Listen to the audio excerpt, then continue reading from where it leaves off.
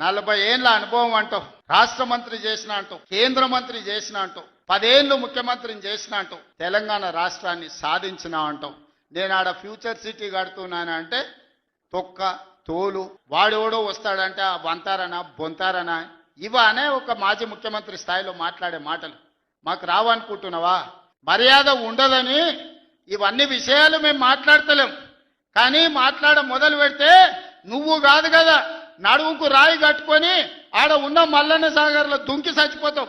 మల్లన్న సాగర్ కాకపోతే రంగనాయ సాగర్ల మెడకు తాడేసుకొని ఊరేసుకొని చచ్చిపోతావు. చంద్రశేఖరరావు గారు నన్ను గెలకకు.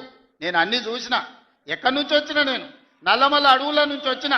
జడ్పీటీసీ గెలిచిన, ఎమ్మెల్సీ గెలిచిన, ఎమ్మెల్యే గెలిచిన, ఎంపీ గెలిచిన, తెలంగాణ రాష్ట్రానికి ముఖ్యమంత్రి అయినా అమాం బాపత్ గాని కాదు.